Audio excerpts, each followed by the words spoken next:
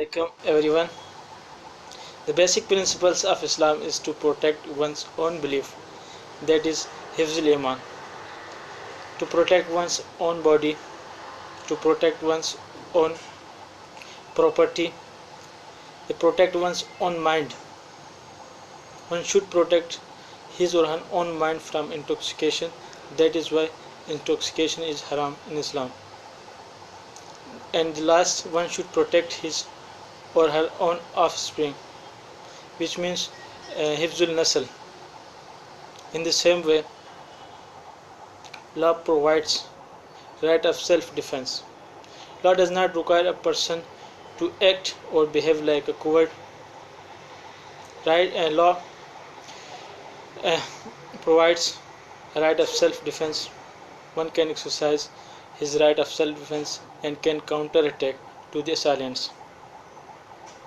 Law justifies to kill a person, to harm a person as a counter-attack, not as a revenge, not as a malice, not as a bad intention. One can attack to assailant on the basis of good faith, on the basis of counter-attack.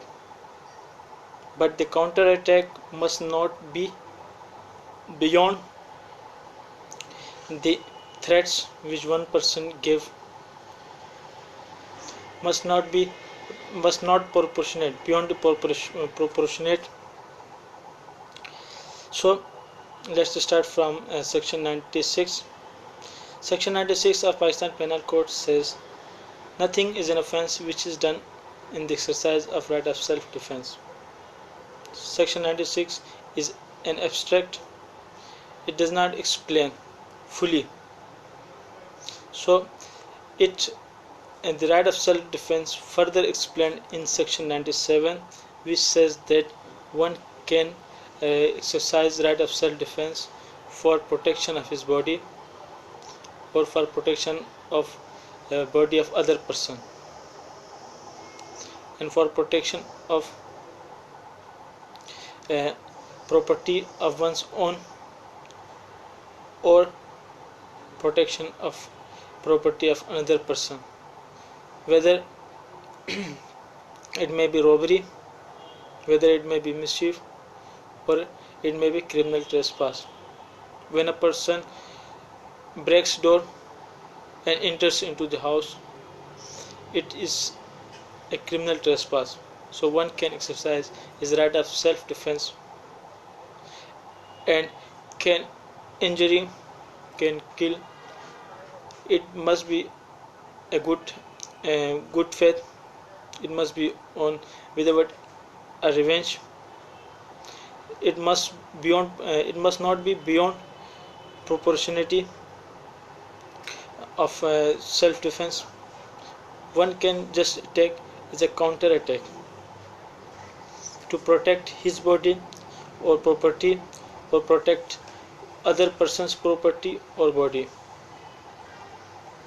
Further, section 98 says that a person can take right of self-defense against unsound person, against a lunatic person, against a person who has not mature, who has not mature understanding.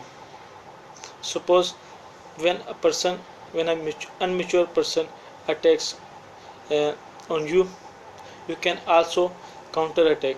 In the same way, an unsound person has also right of self-defense, as well as you have also right of self-defense. So, but section 97, 1999 says one cannot take right of self-defense when any government official uses his power,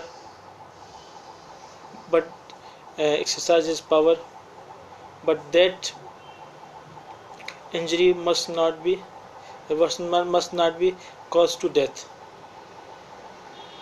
and the official must use exercise of power under the color of his uh, office.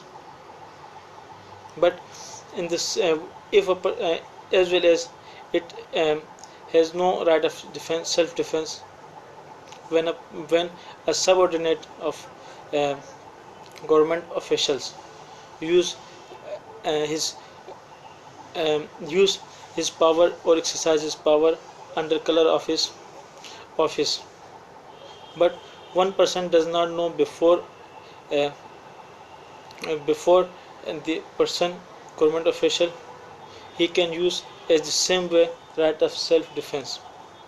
After knowledge, one cannot get right of self-defense, but the government officials or his subordinate officials cannot cause injury which can be cause of death. So the right of self-defense is a basic principle one can exercise and protect his body as well as body of other person. In the same way as Islam also allows a person to protect his body, his mind, his beliefs. The first category in Islam is to protect one's own belief, that is hifzul iman. Then second, one should protect his mind, his body and property too. Assalamu alaikum.